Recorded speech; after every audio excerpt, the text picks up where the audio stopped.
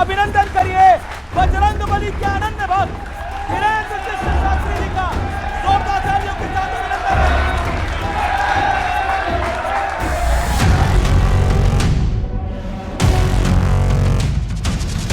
ये साधु संत अगर एकजुट नहीं रह पाएंगे तो समाज को मैसेज क्या देंगे? संतों से प्रार्थना है वीडियो ना करें। सभी को 3 बच्चे पैदा करने नहीं, चाहिए। 4। चच्चे के 30 बच्चे हो सकते हैं तो हिंदुओं के 4 क्यों नहीं हो सकते हैं? अखिलेश यादव ने आरोप लगाया कि धीरेंद्र शास्त्री 50 लाख रुपए लेते हैं, वो भी अंडर द टेबल। इंतजार है कि कोई देके जाए। हम तो कहते हैं ऊपर टेबल पे दे जाए।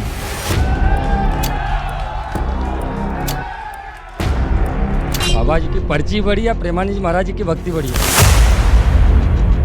तुम बाबाओं को लड़वाने आए हो क्या? धीरेंद्र शास्त्री जी डर नहीं लगता? बड़े बड़े धर्माचार्य हैं, बड़े बड़े आचार्य हैं, बड़े बड़े साधु संत हैं, कहीं आपके पीछे ना पड़ जाए। डरते तो हम किसी के बाप से नहीं। बाबा की गठरी में होता क्या है वो नहीं दिखा सकते जी।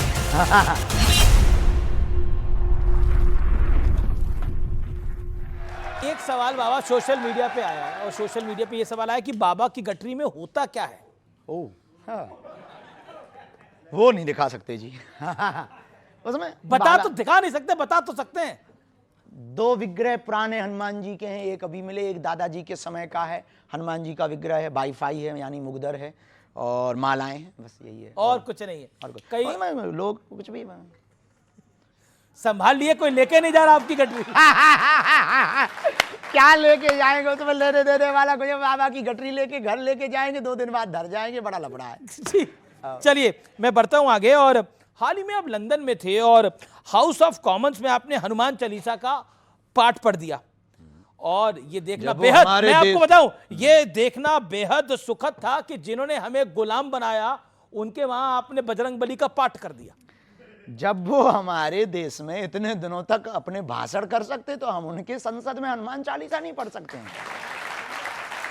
कोई देखिए, ये निश्चित रूप से भारत के लिए गौरव की बात थी। उनके हाउस ऑफ कॉमन्स में वहाँ की पार्लियामेंट के जो शिवानी राजा मेंबर ऑफ पार्लियामेंट थी, उन्होंने बहुत अच्छी व्यवस्था की और उसके बाद में फिर वहाँ के हमको कुछ मिनिस्टर्स भी मिले, वहाँ के कुछ मेंबर ऑफ पार्लियामेंट। तो किसी ने आपसे पर्ची खुलवाई नहीं खुलवाई? वहाँ खोलने ही गए थे। तो बहुत लोग मिले, उन्होंने बहुत विनम्रता पूर्वक स्वागत किया और ये देश के लिए गर्व की बात, सनातन के लिए गर्व की बात है कि अपने सनातन धर्म की संस्कारों की पद्धति की महिमा देखिए कि अब विदेशी लोग दोनों हाथ खोल करके स्वागत कर रहे हैं जी। सवाल और किसी का सवाल है? हाथ खड़ा करें। गुरुजी मैं अलीगढ़ उत्तर प्रदेश से आया हूँ। उसको हरिगढ़ करो पहले, बहुत जल्दी कराने वाले हैं, बहुत जल्दी गुरुजी। जी गुरुजी मेरा सवाल है, मैं आपकी एक कथा करवाना चाहता हूँ अपने यहाँ पे। हमारा ध्येय है कि पहले हरिगढ़ हो जाने दो, फिर हम कथा कर देंगे। पहले हरिगढ़ होगा फिर कथा करेंगे। तो गुरुजी मेरी कथा करना होता स्वीकार करो, फिर मेरी कथा करना होता स्वीकार करो। फिर स्वीकार है, तुम हमारे हरिगढ़ का जो बजट है पूरा संभाल लूंगा, कोई दिक्कत नहीं, चाहे टेबल के ऊपर वाला हो चाहे नीचे वाला हो, दोनों का संभाल लूंगा। तू बदनाम काहे को कर रहा है? बेफिजूली में आग लगा रहा। ना टेबल का नीचे वाला चाहिए ना ऊपर वाला चाहिए। हॉस्पिटल के लिए जितनी श्रद्धा हो बेटा दे देना, हम कथा कर देंगे तेरी।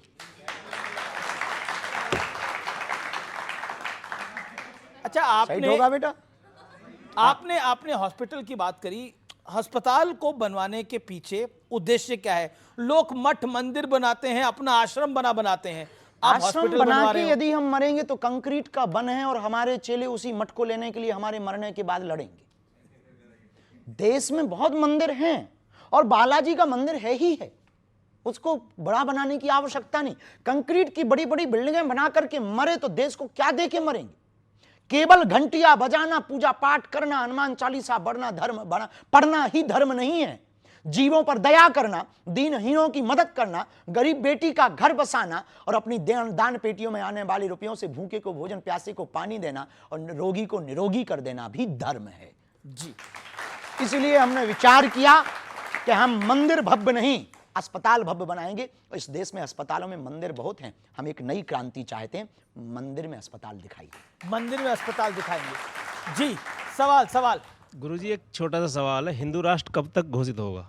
जब तक इन जैसे महापुरुष सरकार है, सभी स्टेटों में बीजेपी सरकार एक दो स्टेट को छोड़ गए। सरकारों से हिंदू राष्ट्र नहीं बनना है भैया, लोगों के विचारों से हिंदू राष्ट्र बनना है।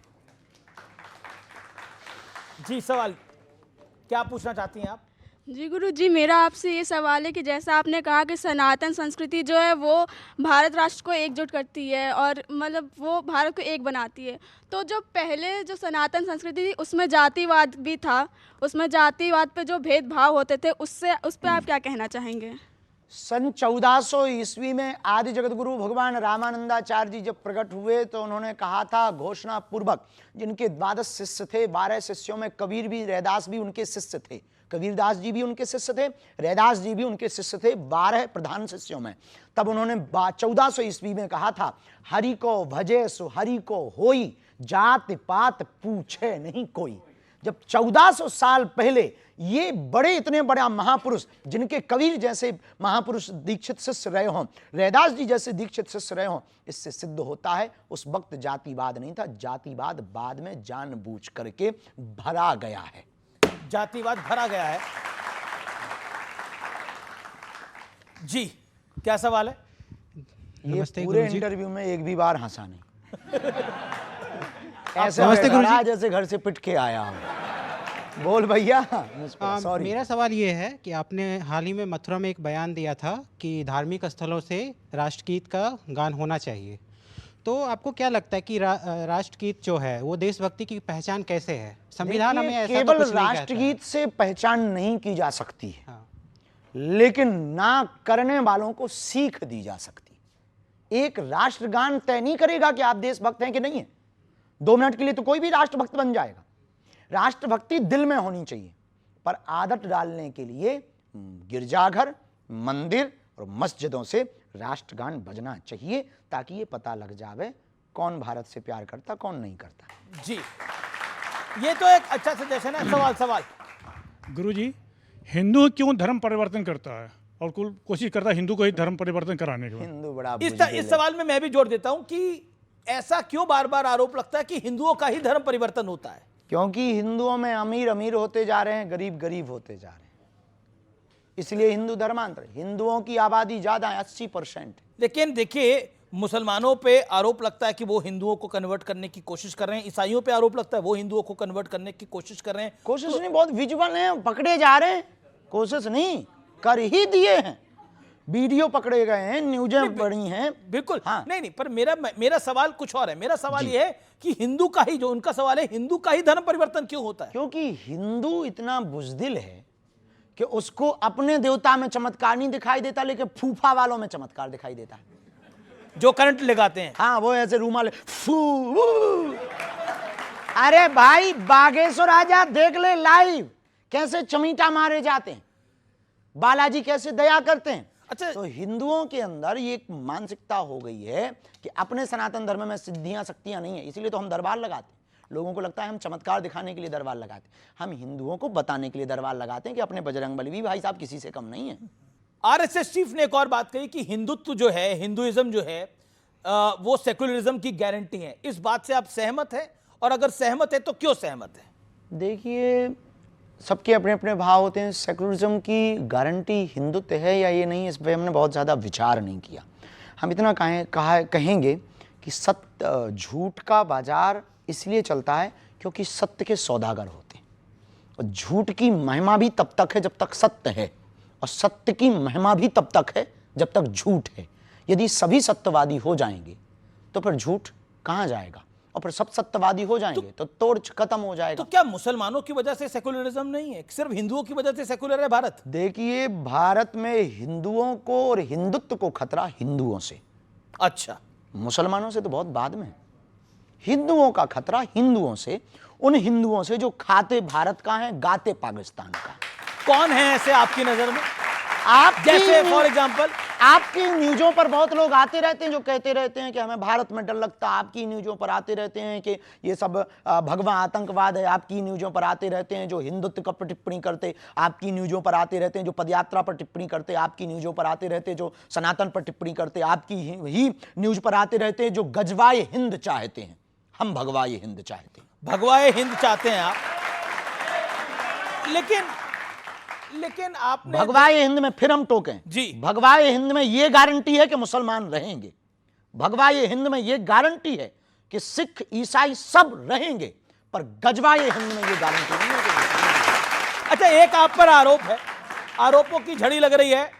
सवाल ले लेते हैं, क्या सवाल है आपका, बोलिए। सर छत्तीसगढ़ बस्तर का हूँ सर। बहुत अच्छी जगह से। सर सवाल ये है कि धर्मांतरण को लेकर जो बस्तर में भोले भाले आदिवासी जो धर्मांतरण का शिकार हो रहे हैं, उसके लिए आपकी योजना क्या है सर? क्योंकि अभी हर तो ये दूसरे पद दिन यात्राएं हम कर ही रहे हैं, भविष्य में छत्तीसगढ़ में रथ यात्रा करेंगे और उसकी योजना सिर्फ यही है कि हिंदू को स्वयं जगना पड़ेगा। एक अकेला धीरेन्द्र कृष्ण शास्त्री की जिम्मेदारी नहीं है भारत को हिंदू राष्ट्र बनाने की, हॉस्पिटल बनाने की या धर्मांतरण रोकने की। इस देश के प्रत्येक व्यक्ति को बाबा बागेश्वर बनना पड़ेगा, तभी भारत हिंदू राष्ट्र होगा जी।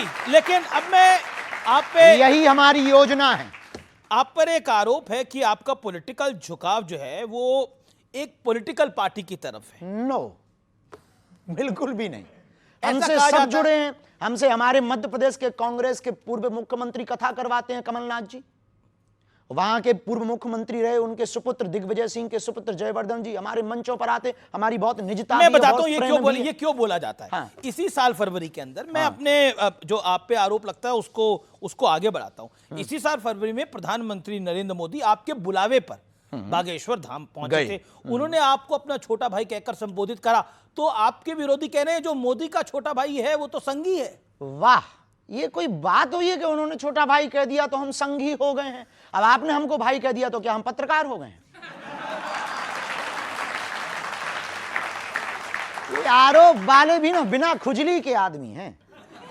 लेकिन अब मोदी जी ने आपको छोटा भाई कह इसमें दिया, दिक्कत वो भी क्या है? आपको विवाह की सलाह देके गए थे जी, वो भी तो विवाह की सलाह देके गए थे। वो निश्चित रूप से वो बहुत, उनका विजन मिशन बहुत अच्छा है। हम इस बात में देखिए, हम एक बात कहें, वो प्रधानमंत्री हमारे हैं, इस देश के प्रत्येक नागरिक के प्रधानमंत्री हैं। प्रधानमंत्री का कर्तव्य है प्रजा से प्यार करना जी। ये प्रधानमंत्री क्योंकि उस पद पर बैठे हैं, उनका प्रजा से प्यार करना कर्तव्य है। और हमारा एक पीठ के पीठाधीश्वर होने के नाते, एक सनातन के सिपाही होने के नाते हमारा कर्तव्य आमंत्रण देना। हमने सबको आमंत्रण दिया और आपके मंच से हम फिर कहना चाहते कि 2026 में 15 फरवरी को फिर से 300 मातृ पितृहीन हम बेटियों का विवाह करवा रहे। यदि किसी पार्टी के नेता के अंदर भाव जगे, हमारी प्रार्थना है सपा, बसपा, कांग्रेस, बीजेपी और निर्दलीय जितने दल हैं, उन सब से प्रार्थना है, उनके चीफों से प्रार्थना है, यदि आपके अंदर भाव जगे हमारा आमंत्रण स्वीकार करें। अब मोदी जी आपको छोटा भाई कहते हैं। वो हमें छोटा भाई कह के गए, ये लोग और आवे तो हमको और छोटा कह दें, हमें दिक्कत नहीं है, या बड़ा कह दें, हम मना नहीं करेंगे। सबके भाव है, उनका विजन मिशन बहुत अद्भुत है। इस देश में ऐसा प्रधानमंत्री आया जिसने राम की भी चर्चा की और आम आदमी की भी चर्चा की, खेल की भी चर्चा की तो रेल की भी चर्चा की। एक ऐसा प्रधानमंत्री आया जिनके सामने राम जी भी विराजमान है, कृष्ण कन्हैया भी बैठेंगे। मेरा अगला सवाल आपसे बड़ा महत्वपूर्ण है। आपको ध्यान होगा एक मालेगांव ब्लास्ट केस हुआ था और इसके तमाम आरोपियों को बरी कर दिया गया। तब हमारी उम्र मात्र 7-8 साल की थी। हमने बाद में आर्टिकल्स में पढ़ा, इंटरव्यू को देखा, बहुत सी न्यूज़ों को पढ़ा, कोशिश भर पढ़ते हैं, तथ्य होना चाहिए। उस वक्त विदेशी ताकतों ने सोच समझ करके एक ट्रेंड चढ़ाया था, थीम भगवा आतंकवाद, सोची समझी साजिश में, और पूरे देश में एक थीम वायरल हुई थी, भगवा आतंकवाद। लेकिन भगवान की बड़ी कृपा है, 19 साल बाद ना, 19 साल है, 2006 तो कितने साल हो गए? 19 साल हो गए। 19 साल बाद इस देश की न्यायपालिका ने यह सिद्ध कर दिया, भगवा आतंकवाद नहीं होता। पूर्व मुख्यमंत्री हैं पृथ्वीराज चौहान, वो कहते हैं कि भगवा आतंकवाद तो नहीं होता, सही बात है, लेकिन सनातनी आतंकवाद होता है। उन्होंने अभी 2025 में यह बयान दिया है। हम उन पर कोई जवाब नहीं देंगे, नेता का जवाब दें हम। फिर भी सनातन आतंकवाद पर आपका कमेंट? अभी तक कोई हमको तथ्य मिला नहीं कि सनातन आतंकवाद किसी भी, देखिए, आतंकवाद का कोई धर्म या मजहब नहीं होता। आतंकवादी एक विचारधारा है, देश के ऊपर हिंसा करके या किसी भी जगह पर हिंसा करके अपनी बातों को मनवाना या देश की मानवीय परंपरा को खत्म करना, मानवता पर आपने बोला आतंकवाद का कोई धर्म नहीं होता, कोई भी आतंकवादी हो सकता, हम मानते हैं, पर पाकिस्तान आतंकवादी है, पाकिस्तान में आतंकवादी है, ये धर्म है। जी। और पहलगाम में तो धर्म पूछ कर गोली मारी गई। पहलगाम में क्यों? क्योंकि वो पाकिस्तानी थे, तब तो 9 ठिकाने अपनी सेना ने ठोके। लेकिन मुनीर के बारे में आप कहना क्या चाहते हैं? कुछ भी नहीं, झिकलेट आदमी है। क्या आदमी है? झिकलेट है वो। इसका मतलब भी समझा दीजिए। इसका अर्थ नहीं बता सकते हम, गूगल करो। जिकलेट का अर्थ आपने बता ये सकते? उसका मतलब ये है, जिकलेट का मतलब ये है कि भाई बिच्छू का मंत्र जानते नहीं है और सांप के बिल में हाथ डाल रहा है। जी। लेकिन मुनीर ने जो बात बोली, जब पहलगाम आतंकी हमले से पहले उन्होंने बोला हमारा देश अलग इसलिए हुआ क्योंकि हम में और हिंदुओं में बहुत फर्क है, हमारी पद्धति अलग है, हमारा जीवन अलग है। बिल्कुल। बस 1947 में आपको अलग एक जगह भी दे दी, पर हमको एक बात से आज भी हमको मन में दुख है। जब 1947 में 47 में धर्म के नाम पर जगह बांट दी, तो देश में ये बच कौन गए? बताइए, धर्म के नाम पर बंटवारा हुआ कि नहीं हुआ? फिर जब धर्म के नाम पर बंटवारा हुआ तो एक बंटवारे में कमी रह गई। क्या कमी रह गई? वो ये रह गई कि फिर बिल्कुल ही यहां से सफाया कर देना चाहिए थे वहां उनके वाले, और हमारे वाले वहां से पूरे ले आने थे यहाँ। लेकिन अब तो हुआ नहीं है। अब वो तो हम नहीं थे, नहीं तो हम ऐसा करते। लेकिन ऑपरेशन सिंदूर को लेकर बहुत सारी बयानबाजी हुई, लेकिन अमिताभ बच्चन को तो आप जानते होंगे। नाम सुना है, हमारा परिचय नहीं है उनसे। उनकी धर्मपत्नी है जया बच्चन। उन्होंने बोला ये ऑपरेशन सिंदूर क्या नाम होता है? हम नहीं कह सकते उनकी बात पर, क्योंकि किसी की। पर आपको लगता है ऑपरेशन सिंदूर नाम गलत है? नहीं, उन्होंने देखिए सिंदूर उजाड़ा है तो सिंदूर नाम रख दिया, क्या गलत है? सठे साठ्यम समाचरित, शास्त्र कहता है जैसे को तैसा। ऑपरेशन महादेव बहुत अच्छा। अब इस पर भी सवाल खड़े होते हैं कि ये इस तरह के नाम क्यों रखे जाते हैं? अब कुछ लोगों को तो पहले पढ़ाया जाता था गा से गणेश, तो कुछ लोग कहते थे इससे सांप्रदायिकता फैलती है, तो फिर गा से गधा पढ़ाया जाने लगा। और गा से गणेश बंद हुआ, गा से गधा पढ़ाया जाने लगा, तब से हो गया खेल, गधे ही पैदा हो रहे हैं। अच्छा, एक सवाल और, जीवन कैसा होना चाहिए? आनंद फिल्म में राजेश खन्ना ने कहा था कि जीवन लंबा नहीं बड़ा होना चाहिए। क्वांटिटी नहीं क्वालिटी होनी चाहिए लाइफ में। तो जीवन को बड़ा कैसे बनाया जाए? जीवन को बड़ा बनाना, बड़े का हमें पता नहीं है, पर बेहतर बनाने का यही पता है, सजगता रखो, बहुत सावधानी पूर्वक चलो, और बहुत ज्यादा चीजों को आप लोगों के अपने आप की तुलना किसी से मत करो। तुलना करोगे तो आप निश्चित रूप से कुछ गलत करोगे।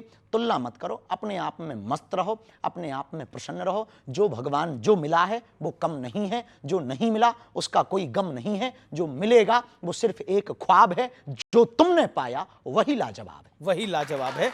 लेकिन आज के जीवन में, आज की लाइफ साइकिल में लोग अपने परिश्रम को तो इम्तिहान मानते हैं, बोलते हैं ये तो एक एग्जाम है हमारा, और दूसरे के दुख को कहते हैं ये इसके कर्मों की सजा है। जब तक दूध अपना अस्तित्व नहीं मिटाता तब तक वो दही नहीं बनता, मिट्टी जब तक अपना अस्तित्व नहीं मिटाती तब तक वो मटका नहीं बनती। वैसे ही इंसान जब तक अपने आप को अपनी सफलता के लिए पुरुषार्थ नहीं करता तब तक उसे सफलता नहीं मिलती है। तो अब आदमी की एक बड़ी विकार है आदमी के अंदर कि उसे अपनी चीज, अपना सुख नजर नहीं आता, दूसरे का वैभव भी सुख नजर आता है। आदमी इसलिए आज का हैरान है क्योंकि अपने दुख से ज्यादा पड़ोसी के सुख से टेंशन है। जी। अब ये डोनाल्ड ट्रंप को क्या टेंशन है आपकी राय के अंदर? हमारा पड़ोसी तो नहीं है, दूर है डोनाल्ड काफी। ट्रंप तो भरोसा ही नहीं है उसका। मतलब एक बार हमें अपने गांव की लाइट का भरोसा है कि वो रात को आएगी, उसका भरोसा नहीं कि वो बयान क्या। लेकिन आजकल टैरिफ चिल्ला रहे हैं। आजकल टैरिफ वो चला रहे हैं। नोबेल पुरस्कार पाने की चक्कर में कुछ भी कर रहा है भूरे बाल वाले भाई साहब, तो उनका बहुत ज्यादा। कौन से वाले भाई साहब? नहीं कोई नहीं, वो तो निकल गया है। कभी अमेरिका जाना पड़े आफत हो जाएगी। बहुत अच्छा है, लेकिन वो उनकी जो भी ये प्रतिक्रियाएं हो रही हैं तुरंत प्रतिक्रियाएं हो रही हैं। अंतर्राष्ट्रीय रिश्तों में अंतर्राष्ट्रीय नीति डोनाल्ड ट्रंप की पूर्णतया फेल है। भारत जैसा इतना बड़ा बिजनेस का हब, भारत जैसा इतना समृद्ध देश, भारत जैसा बढ़ती हुई शक्ति का देश, भारत जैसी संस्कृति, भारत जैसी मर्यादा, और सबसे कई दशकों बाद पहली बार अमेरिका और भारत एक समय के बाद बैकफुट पर आए हैं जी। तो इससे निश्चित होता है कि वहां की विदेश नीति बहुत ही निम्न स्तर की है। अच्छा, अपने वाईफाई से कुछ इलाज निकालिए इसका? आपके पास इलाज तो क्या वाईफाई निकालना है, बहुत बढ़िया गठरी में- हुआ है, बेहतर हुआ है। भारत को आत्मनिर्भर बनना चाहिए, अमेरिका के भरोसे पे नहीं रहना चाहिए। या तो आप डोनाल्ड ट्रंप की मदद कर दीजिए, उन्हें नोबेल पुरस्कार चाहिए। हम देते होते तो हम दे देते के लिए चुप हो जा। अच्छा, अब ये मैं डोनाल्ड ट्रंप के बाद आवारा कुत्तों की बात लेकर आऊंगा तो थोड़ा अजीब लगेगा, लेकिन सवाल है ये सवाल मेरा ये कि आजकल आवारा कुत्ते बड़े चर्चा में हैं। सुप्रीम कोर्ट का भी निर्णय आ गया कि आवारा कुत्तों को लेकर, और लोग भी बड़े परेशान हैं। इस विषय पर आप क्या कहना चाहते हैं? देखिए, जीव आप में इस बहस में किस तरफ है, मैं ये हम पूछूं? किसी भी तरफ नहीं। हम जीव में शिव की तरफ हैं और नर में नारायण की तरफ हैं। हम जिस सनातन परंपरा से आते हैं वहां नर में नारायण और जीव में शिव देखते हैं। सबको जीने का अधिकार है। पहले हमारी सनातनी परंपरा में माताएं रोटी बनाती थी तो पहली रोटी गाय को और लास्ट की रोटी कुत्ते को देती थी। अब आजकल सब बंद हो गया, इसलिए जीव यत्र तत्र घूम रहे हैं। गौ माता जीव नहीं है, गौ माता हमारी माता है, पर उनके अंदर भी तो जीव है, उनके अंदर भी तो देवी देवता है। हम यही कहना चाहेंगे, हम किसी के पक्ष में नहीं है, हम ये कहना चाहेंगे सबको जीने का अधिकार है। यदि कोई है तो उनके साथ निर्दयता ना की जाए। निर्दयता नहीं की जाए। हाँ, मानते हैं कि वो काटते होंगे, कुछ लोग कहेंगे कि आपको काटा नहीं है, आप इसलिए ऐसा बोल रहे हैं। जी जी। कुछ लोग ये भी तर्क देंगे, बाद में कमेंट करेंगे, बाबा तू फंसा नहीं है हमारे मोहल्ले में।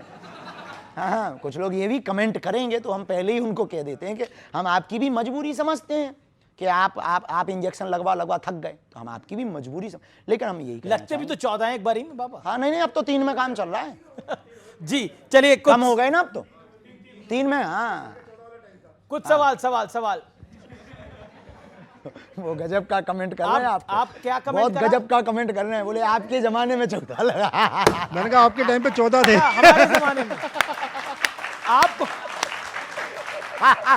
मतलब वो आपको बूढ़ा घोषित कर रहे हैं। बाबा, मेरा सवाल है ना ये। मैं आपसे एक निवेदन करना चाहता हूँ, क्योंकि आपकी बात जो है ना वो काफ़ी दूर तक जाएगी और हमारी बात वहाँ तक नहीं जाएगी। मेरा निवेदन ये है कि जैसे अभी हम धर्मांतरण में बात कर रहे थे, धर्मांतरण तो ये कहा गया कि हमारा जो हिंदू का कायर है और वो धर्मांतरण बड़ी जल्दी बदल जाता है।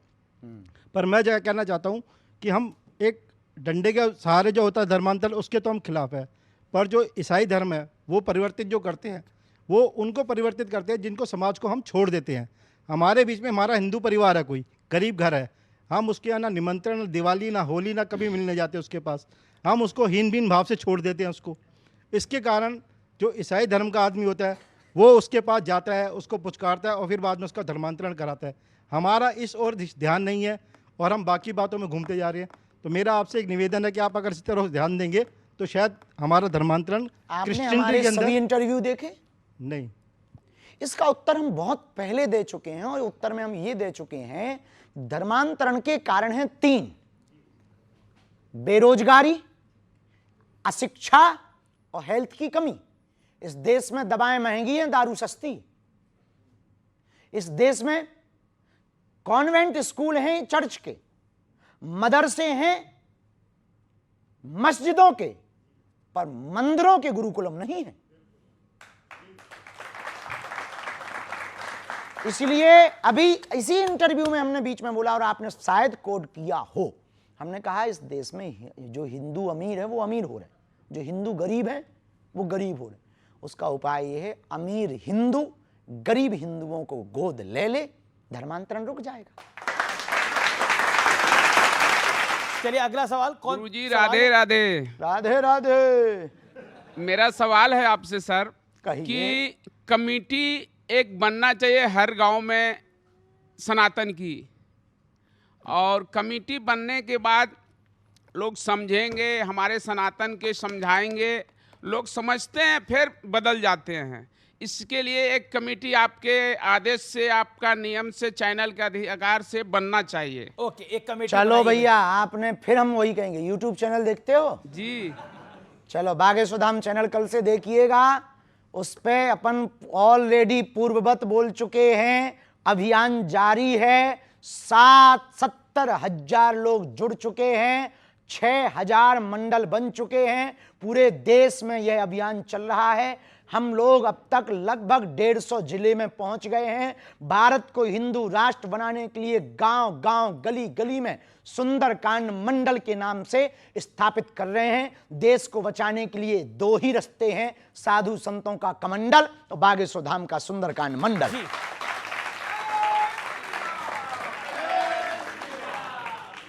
मेरा सवाल ये है कि हम जैसा देखते हैं कि हिंदुत्व पर कुछ भी बोल देना बहुत आसान होता है, कोई भी अपनी मर्जी से जो मन में आता है बोल देता है, लेकिन और धर्मों में कुछ भी बोलना, उस पर फिर हम देखते हैं कि जैसे अटैक हो जाते हैं, हमले हो जाते हैं, लेकिन हिंदुत्व पे और फिर उस पर कोई एक्शन भी नहीं होता। तो इसको आप कैसे देखते हैं? ये हिंदुओं की बुजदिली पना का परिणाम है कि वो रामचरितमानस जलाते रहे, तुम चुप रहे, वो गाय काटते रहे, तुम चुप रहे, वो राम मंदिर पर 500 साल तक तुम्हें कोर्ट में घिसवाते रहे, तुम चुप रहे, वो मंदिर तोड़कर मस्जिद बनाते रहे, तुम चुप रहे, वो तुम्हारे राम के होने का सबूत मंगाते रहे, तुम चुप रहे, वो गंगा को भी कुछ और कहते रहे, तुम चुप रहे, वो दुर्गा को भी कुछ और कहते रहे, तुम चुप रहे, वो राम सेतु को भी कुछ कहते रहे, तुम चुप रहे। राम सेतु का अर्थ ही है राम सेतु, फिर भी वो राम सेतु का मतलब पूछते हैं। इसका मंतव्य हिंदू बहुत बड़ा बुजदिल है। कुंभकर्ण के बाद यदि कोई सोया है तो हिंदू सोया है। आपको क्यों लगता है कि हिंदू सोया हुआ है? यदि हिंदू सोया ना होता तो इतने लफड़े होते? हिंदू सोया ना होता तो हमें क्या आपके साथ डिबेट करना पड़ता? हिंदू सोया ना होता तो इनकी आवाज को हमें उठाना होता? हिंदू सोया ना होता तो क्या हमें पदयात्राएं करनी होती? हिंदू सोया ना होता तो क्या हमें धर्म विरोधियों से लड़ना पड़ता? हिंदू सोया ना होता तो क्या हमारी रामायण को जलाया जाता? हिंदू सोया ना होता तो क्या हमारी आस्था के प्रतीक तीर्थ राम मंदिर, कृष्ण मंदिर या संबल में मंदिरों को तोड़ करके दूसरे मजहब के आस्था के केंद्र बनाए जाते? हिंदू सोया ना होता तो क्या हमारे राम को काल्पनिक कहा जाता? हिंदू सोया ना होता तो क्या द्रौपदी के ऊपर परिहास किया जाता? हिंदू सोया ना होता तो क्या हमारे प्रभु श्री राम के बारे में अनर्गल टिप्पणियां की जाती? हिंदू सोया ना होता तो क्या इस देश में गाय कटने के बूचड़ खाने होते? हिंदू सोया ना होता तो क्या यमुना गंदी होती? हिंदू सोया ना होता तो क्या गंगा गंदी ना होती? हिंदू सोया ना होता तो क्या हमारे तीर्थों पर ब्लास्ट होते? हिंदू सोया है। लेकिन ऐसा माना जा रहा है कि अब मोदी के शासन में आने के बाद बीते 11 साल में हिंदू में एक चेतना हुई है, राम का मंदिर भी बना। निश्चित रूप से राम मंदिर बनने के बाद और सनातनी परंपरा के लोग आने के बाद लोगों को बल मिला है। लेकिन एक अकेले प्रधानमंत्री नरेंद्र मोदी, एक अकेले बागेश्वर बाबा, एक अकेले शंकराचार्य, एक अकेले बाबा जगतगुरु रामभद्राचार्य, एक अकेले स्वामी बाबा प्रेमानंद या युवान, इन लोगों से देश का उद्धार केवल अकेले से नहीं होना है। प्रत्येक व्यक्ति को सनातन का फाइटर सिपाही बनना पड़ेगा। एक प्रश्न मेरा पूरी जनता की तरफ से, इस देश के युवा से बाबा बागेश्वर को क्या उम्मीदें हैं? संस्कार और संस्कृति और सनातन और भारत के संवर्धन की उम्मीद है। ये आपको उम्मीद है? महाराज जी राधे राधे। राधे राधे। पहले मेरी बात ध्यान से सुन लें, फिर उसके बाद आप जवाब दें। हम सुनते सबको हैं भैया। पहले तो ये बताइए, इस देश में ब्राह्मण होना गलत है या सही है? पहले नंबर की बात। और दूसरा नंबर, संविधान सही है या गीता सही है? ठीक है, आप बताओ, संविधान सही है गीता सही है? आप पूरा बोल दो ना, आपने कहा कि अगर संविधान सही है तो ऐसे देश के वकील, जो सुप्रीम कोर्ट के वकील हैं, भगवान श्री राम को फांसी पर लटकाते हैं। एक बिहार का कोई वो भगवान श्री कृष्ण को गाली देता है। संविधान मानना चाहिए या गीता माननी चाहिए? अगर संविधान में यही है तो क्या यही भारत का संविधान है? बहुत सुंदर। अब उत्तर सुनो। पहला प्रश्न था, क्या इस देश में ब्राह्मण होना, किसी भी देश में किसी भी जगह पर कुछ भी होना गलत नहीं है, क्योंकि किसी के कारण नहीं हो रहे हैं, ईश्वर के कारण हो रहे हैं। ठीक है, तो चाहे वो ब्राह्मण हो, क्षत्रिय हो, वैश्य हो या सेवक हो, सब समान हैं, सब हिंदू हैं, कोई बड़ा छोटा नहीं है। हम ब्राह्मणों को, हम भी शुक्ल वंशीय ब्राह्मण हैं, लेकिन हम सिर्फ कट्टर हिंदू हैं। आपको पहली बात बता दें। हाँ, कर्म कांड की बात आती है तो वेद परंपरा को मानते, वर्णाश्रम की बात आती है तो ब्राह्मण परंपरा को मानते, लेकिन हमारी दृष्टि में ना कोई बड़ा है ना कोई छोटा है। फिर भी कोई गाली दे रहा, तो इससे निश्चित होता है कि वो जातिवाद का कीड़ा उसके अंदर है। लेकिन आप नहीं मानते बाबा बड़ा छोटा, लेकिन समाज में तो माना जाता है। समाज में तो कुछ भी माना जाता है। अब समाज में तो कुछ लोग मुर्दों को भगवान मानते, तो क्या कह लोगे आप? अब समाज में कुछ भी, समाज में तो कुछ भी। हमारे यहाँ, हमारे गांव के बगल में एक कुत्ता देव पूजते हैं। अब बताइए आप, और लोग पूजा करते हैं कुत्ता की। अब वो मर गया था कभी, अब उसको समाज तो भैया इसलिए बदलने के लिए तो वर्ण व्यवस्था तो है ना जी, वर्ण व्यवस्था वैदिक वर्ण व्यवस्था है, पर जातिवाद व्यवस्था नहीं है। वर्ण व्यवस्था अलग है, जातिवाद व्यवस्था अलग है। जातिवाद का मतलब ऊंच नीच छुआछूत। हम इस दीवार के खिलाफ हैं, इसलिए हमने पदयात्रा निकाली कि जात पात की करो विदाई, हम सब हिंदू भाई भाई। लेकिन लेफ्ट, लेकिन उनका उत्तर तो दे जी, दें। जी जी जी, नहीं तो वो कहेंगे बाबा फिसक गया। चलो दूसरा प्रश्न था, क्या था दूसरा बाबा जी, महाराज जी? गीता या संविधान? गीता या हमारे संविधान? सामने आप दोनों रखो तो हम एक हाथ में गीता, एक हाथ में संविधान उठाएंगे। जी जी जी जी। जिस संविधान में ऐसा लिखा ही नहीं कि राम जी को फांसी दी जाए, जिस संविधान का पहला पृष्ठ ही राम दरबार के चित्र से हो, वो कैसे राम को गलत कह सकता है? जी अच्छा ये बताइए, अब तीसरा आपका उत्तर देना है हमको भगवान। विहार की कोई आपने बात कही, जो भी वो कर रहा, आप एक FIR करिए, लिखित में कानूनी कार्रवाई करिए। जब कानून ना सुने तो हिंदुओं को बताइए।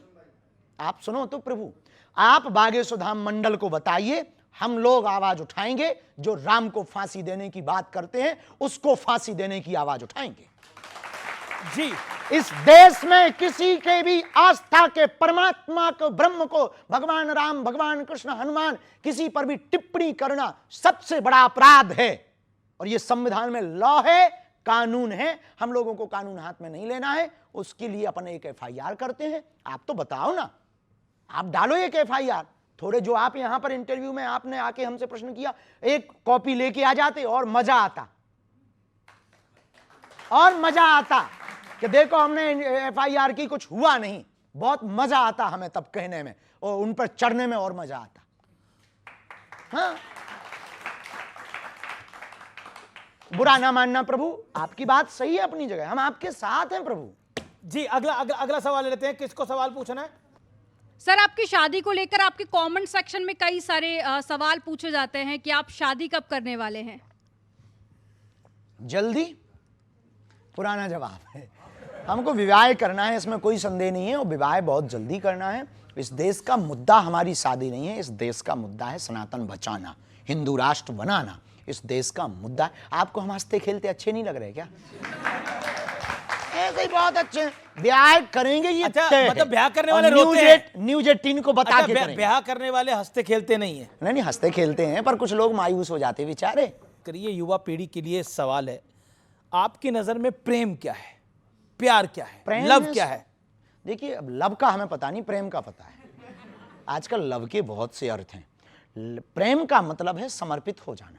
प्रेम का मतलब है, बिंदु जी की एक बहुत अच्छी लाइनें थी, मैं अगर देखूं तो देखूं मगर तुम ना मुझको देखना, तुमने अगर देखा तो फिर मगरूर हो जाऊंगा मैं अगर चाहूं तो चाहूं मगर तुम ना मुझको चाहना, तुमने अगर चाहा तो फिर प्रेमी नहीं मजदूर हो जाऊंगा मैं। लेकिन राधा और मीरा के प्रेम में, प्यार में, इश्क में, और आज की जनरेशन की इश्क तो नाम ही मत लीजिए। नहीं, तो आज प्रेम ही नाम लो, बहुत बेहतर। तो आज की जनरेशन की मोहब्बत में क्या फर्क है जी? आज की जनरेशन की मोहब्बत वो में शाश्वत प्रेम है, पवित्र प्रेम है, और आज का प्रेम वासना का प्रेम है। आज का प्रेम है भोग का प्रेम। आज का प्रेम है सिर्फ शारीरिक सुख का प्रेम। आज का प्रेम है क्षणिक में बदलने का प्रेम। आज का प्रेम सिर्फ बिस्तर तक रह गया है। बुरा मत मानना, आपकी टीवी पर ऐसी बात बोलेंगे कई लोगों को लगेगा बाबा बहुत विचित्र बात बोल रहा। बिस्तर पर ले जाने वाले तुम्हें बहुत लोग मिलेंगे, मंजिल पर ले जाने वाला कोई मिलेगा। तो आप राधा और मीरा के प्रेम को आज के प्रेम से नहीं तोल सकते, क्योंकि आज का प्रेम वासना का है, मीरा और राधा का प्रेम उपासना का था। और मीरा और राधा ने सिर्फ कृष्ण से प्रेम किया, और आजकल के बेटा और बेटी तो भगवान ही बचाएं। क्या आपको आज के बेटे और बेटियों में, लड़के लड़कियों में क्या गड़बड़ दिख रही है? कुछ भी गड़बड़ नहीं, हमें तो सब अच्छे ही दिख रहे हैं, हमें क्या लेना देना। हम उनको काहे को एक सलाह कोई देना चाहेंगे आप अपनी तरफ यही से? सलाह देंगे कि देखो भाई, बुरा मत मानना, ये प्यार मोहब्बत इसके जो भी तुमने नाम देते हो ये सब बाद में कर लेना, पहले सफलता पा लेना। पहले सफलता जी। अब मैंने पास कई सारी तस्वीरें हैं, मैं उन तस्वीरों पे भी आऊंगा, लेकिन उन तस्वीरों पर आते हैं। आइए एक एक करके तस्वीर दिखाते हैं आपको। पहली तस्वीर देखते हैं कौन सी आ रही है। अब आप बताइए, इतना महंगा चश्मा, यॉट पे घूम रहे हैं, इसमें से कुछ भी अपना नहीं है। हम गए तो वो जो पायलट था वो बोला गुरुजी स्टीयरिंग पे हाथ धर दो, हमने धर दिया। अब आप अपनी नीचे गाड़ी रखे हो, आप कहो गुरुजी ये 1 करोड़ की गाड़ी है, हाथ धर दो, हम धर लेंगे। अपन को आप उसमें कोई फोटो खींच दे, उसमें क्या भाई ये कोई बड़ी। अब चश्मा ये लीजिए, चलिए चश्मा, अभी भी चश्मा किसी ने दिया, लगा ली, उसकी भी श्रद्धा है साहब। कोई भी आपको बर्थडे पर गिफ्ट देता है, आप फेंक देते हो क्या? नहीं ना, कोई देता है। उसने कहा गुरुजी आप चश्मा में अच्छे लगोगे, और वहां पर आंखें जल रही थी, समुद्र में आंखें जलती ही हैं, जा रहे थे, ये फिजी की बात है, ऑस्ट्रेलिया फिजी की बात है, तो फिजी में जा रहे थे, आंखें जल रही, तो कहा गुरुजी बढ़िया चश्मा, नया चश्मा है, लगा लो। हमने लगा लिया, वो बोला गुरुजी अब हमें दे दो, हमने दे दिया। तब तक किसी ने हलवा नाथ ने फोटो खींच ली। लेकिन हम कहना ये चाह रहे, बुरा ना मानना, जो भी इस चश्मा पर कमेंट तो करेंगे ही, देश में बहुत कंट्रोवर्सी हुई, सबसे ज्यादा तो हमने, माता सीता से ज्यादा परीक्षा हमने दी इस देश में, भारत। लेकिन फिर कहेंगे साधु क्या लग्जरी होना चाहिए? नहीं, पर साधु के पास कोई दे जाए तो क्या बुराई। देश की शंकराचार्य आचार्यों के पास कोई सिंहासन दे जाता है तो वे बैठते हैं ना, बैठते कि नहीं बैठते? आपको कोई गिफ्ट दे जाए तो वो स्वीकार करते कि नहीं? अब हमारे शिष्यों को यदि चार्टर्ड फ्लाइट प्लेन में चलते हैं, अरे कि कोई बड़ा काम करना है तो कोई बुराई नहीं है, आपने नहीं भेजी है, आपकी दिक्कत है। हम तो बैलगाड़ी से, हम वही तो कहना चाह रहे हैं आपकी मीडिया से, हम बैलगाड़ी से चले, किसी ने नहीं बोला आज तक, किसी ने हम पर बात नहीं की। हम मोटरसाइकिलों से चले, किसी ने आज तक हम पे बात नहीं की। हम 20-20 रुपया किराया उधार उठा करके चले, किसी ने कुछ नहीं बोला। हमने 6-6 दिन तक भोजन नहीं किया, चावलों की रोटी खाई, किसी ने बात नहीं की। हम बिना बल्ब के जलते हुए पढ़ते रहे, हमने दीपक में दियो जला करके रामचरितमानस को पढ़ा, किसी ने हमारे घर पर नहीं भेज दिया कि हम आपके यहाँ बल्ब भेज देते हैं। आज यदि कोई दे रहा है तो आप जल क्यों रहे? जलो मत, बराबरी करो यार। हम गुच्ची का लगा रहे, हमें लोगों, हमारे प्रिय लोगों ने दे दिया कि गुरुजी आप इतना कर, ये लगा लो, हमें गुच्ची का मिला, तू पराडा का पहन। आजकल महंगी महंगी जैकेट भी आप डाल लेते हैं। अब साहब जहां थे वहां -4 डिग्री थी, हम अपने जो स्वेटर ले गए वो फेल हो गए। एक बच्ची को पता लगा तो वो लेके आ गए, गुरुजी ये पहनो, ये बढ़िया है, इससे ठंडी बच जाएगी। अब आप चाहते कि हम ठंड में टोटर जाएं? बताइए, ये भी विषय है। हम जब तक बिना कपड़ों के रहे तब तक तो कोई नहीं बोला। बिना एक कपड़े में 2-2 साल तक रहे, कुर्ता पहन के, एक कुर्ता को 2-2 साल तक पहना, तब तक किसी ने कमेंट नहीं किया। आज किसी ने दे के दे दिया। फेमस हो गए हैं ना बहुत। हाँ, तो इसीलिए तो जवाब दे रहे हैं। अब आप फेमस हो गए हैं, सबसे ज्यादा आपको सर्च किया जाता है यूट्यूब पे, तो इसीलिए आपको जवाब देना पड़ता है। हाँ, तो हम देंगे भैया, ले जितना लेना है जवाब, क्या कर सकते। लेकिन देखिए, एक्टर्स को तो सब जानते हैं कि वो लग्जरी में रहते हैं, बड़े बड़े उद्योग हम लग्जरी नहीं हैं, हम आज भी वही हैं जो कल थे, हम बिल्कुल नहीं बदले। हाँ, समय रहते विज्ञान का सदुपयोग करते हैं। कोई कार्य बड़ा करना है तो गति से पहुंचने के लिए, देश में सनातन की प्रगति के लिए कोई भी गति प्रयोग करनी पड़ती, करते हैं, पर कभी भी कुछ ऐसा नहीं करते कि चार्टर्ड प्लेन भी इसी का हिस्सा है जी। चार्टर्ड प्लेन भी, अरे हम तो भैया बड़ी कमर्शियल हवाई जहाज पे भी गए करोड़ों की। चार्टर्ड प्लेन कौन अपना है कि अपने बाप का है? वो तो किसी का है। उसने कहा गुरुजी आ जाओ, हम उस पे बैठ के आ गए। अब आप कह दो गुरुजी इस पे बैठ के चले जाओ, हम चले जाएंगे। अब आज तो हम भैया छोटी सी गाड़ी पे आए हैं, स्कॉर्पियो पे। अब आप क्या कहोगे? आप फॉर्च्यूनर पे भेज दो हमें। नहीं, अब 2-2 करोड़ की गाड़ी पे भी तो आप ही चलते हैं। तो लोग ले आते हैं, हम चलते कहाँ हैं, चलवाते हैं लोग जी। हमारी खुद की थोड़ी है। जिस दिन हमारी हो जाएगी उस दिन कमेंट बनता है, अपनी नहीं है भैया। भैया एक बात बोले, बुरा ना मानना, आप लोग भी इस बात को अन्यथा मत लेना। आप ही एक बात बताओ, किसी भी प्रकार का आप लोग यहाँ आए हो, कोई सुलभता के साथ में आपको आने का साधन मिले तो क्या आप मना करोगे? नहीं। और क्या उस पर बैठना गुनाह है? कुछ गलत करना गुनाह है। हाँ, इनके दिए हुए दान की राशि से गाड़ी खरीदना पाप है। इनके दान के दिए हुए रुपयों से गुच्ची का चश्मा खरीदना अपराध है, पर कोई दे दे ये अपराध नहीं। हम लकड़ी के बर्तन में भोजन करते, हम लकड़ी की खड़ाऊ पहनकर 6-6 साल नहीं 12-12 साल गुजार देते, और आप कहते कि आप अब आपको भी ब्रांड पता लग गए हैं, प्राडा, गुची, बर्बरी। सीखना पड़ा आप लोगों के चक्कर में, तो कौन करना सा पड़ा कि ब्रांड? इसके आगे का महंगा कौन है जो जवाब दे सकता। अच्छा, सबसे फेवरेट ब्रांड कौन सा है आपका? एक भी नहीं है, हनुमान जी। हनुमान जी। चलिए अगली तस्वीर देखते हैं क्या आ रही है। अगली तस्वीर क्या आ रही है देखते हैं। अब क्या कहना चाहते हैं अखिलेश जी, राहुल जी, तेजस्वी यादव जी, क्या कहना चाहते हैं? नेताओं पे हम कोई टिप्पणी नहीं करते, सबको साधुवाद। हनुमान जी सब पर कृपा करें, बालाजी। आपको लगता है राहुल गांधी पे भी कृपा हो जाएगी बालाजी की? भगवान सब पर करते हैं, जो तो हो सकते हैं अगले आने वाले दिनों में प्रधानमंत्री बन सकते हैं। वो देश की जनता तय करेगी, हम थोड़ी तय करते हैं, आपको क्या वरना लगता तो है हम कभी- आपको ही बना देते यदि हम तय करते होते तो। लेकिन कभी आपने इनकी पर्ची खोली नहीं खोली? हमारे पास वो आए नहीं तो हमने खोली नहीं है, आप भेज दो तो हम खोल देंगे। अखिलेश यादव की पर्ची खोलेंगे नहीं खोलेंगे? भैया कोई आ जाए, हमें क्या दिक्कत है, हमें तो अर्जी लगानी, हम लगा देंगे, बिल्कुल खोल देंगे पर्ची। आप आज कहे तो हम आज खोल देंगे, आप हट जाएं, वो अब आपके कहने पे थोड़ी खोलेंगे। चलिए अगली तस्वीर या वीडियो देखते हैं कौन सा आ रहा है। सबसे ज्यादा शिक्षा के मारा जाता, सासा के आगे में जाना जाता। सवाल ये है, हमें ये समझ में नहीं आया कि आपने चलाया क्यों है।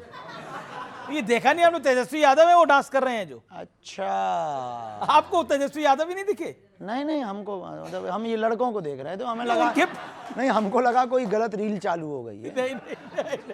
तो क्या कहना चाहते हैं आप डांस के नेताओं बारे पे में? हमको डांस ठीक कर रहे हैं? हमें पता नहीं है भैया, ये डांसर ही कोई बता सकता है।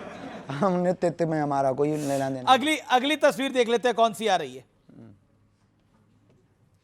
Donald Trump. अब इस पे तो कुछ बोलना पड़ेगा।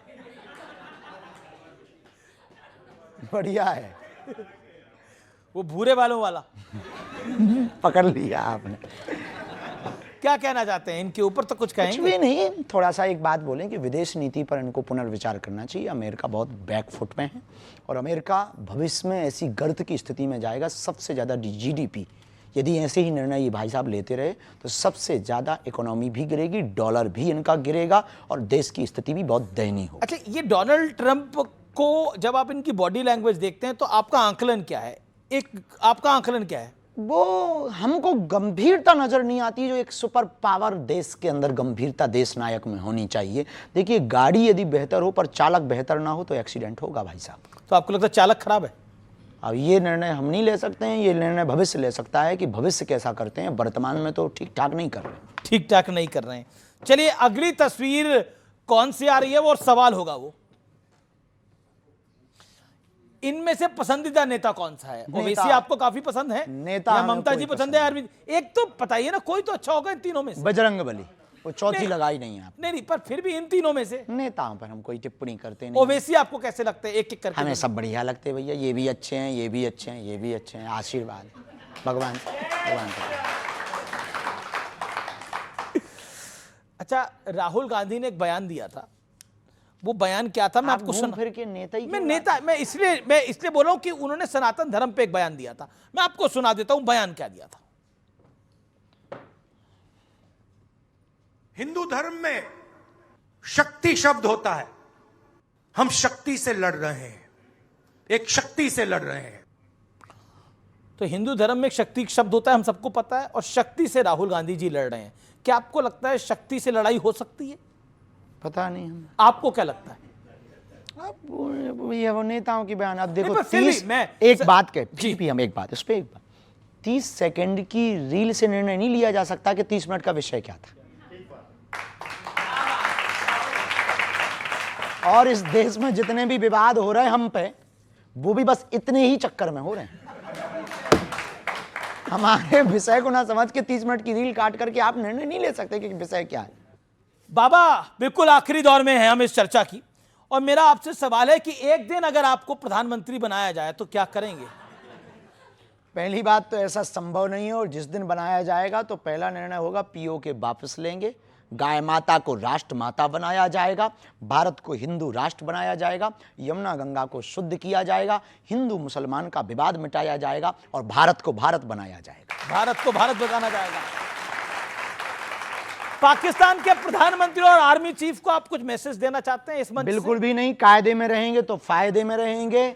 अब बहुत ज्यादा बयानबाजी करेंगे तो अभी 9 ठिकाने उड़ाए आतंकवादियों के, कल 99 उड़ाएंगे जी। बाबा बागेश्वर, आप हमारे मंच पर आए, आपने हमें समय दिया, हमारे न्यूज नेटवर्क को आपने समय दिया, आपका बहुत बहुत अभिनंदन है। जोरदार तालियों से धन्यवाद करिए बाबा बागेश्वर का। बहुत धन्यवाद, आपका धन्यवाद, आपके सभी दर्शकों का धन्यवाद। अब अंत में चलते चलते एक भजन कुछ तो सुनाना पड़ेगा। हमको ऐसा कुछ खास आता नहीं है। 2 लाइनें भी होंगी तो तालियों के साथ जनता साथ देगी।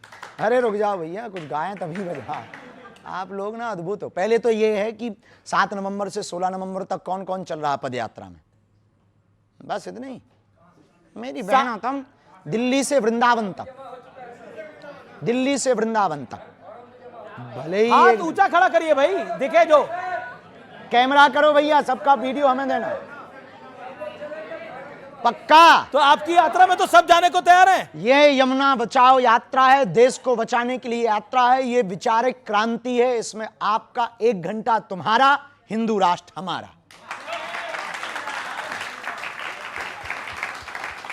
इसलिए इस पदयात्रा को सफल करने के लिए बहुत आवश्यकता है कि आप कदम से कदम मिला के चलें, ताकि हिंदुओं का डर मिटे और हिंदू सड़कों पर उतरे और अपनी संस्कृति के बारे में विचार करें और अपनी संस्कृति के बारे में समझे। इसलिए पदयात्रा में बहुत आवश्यक है।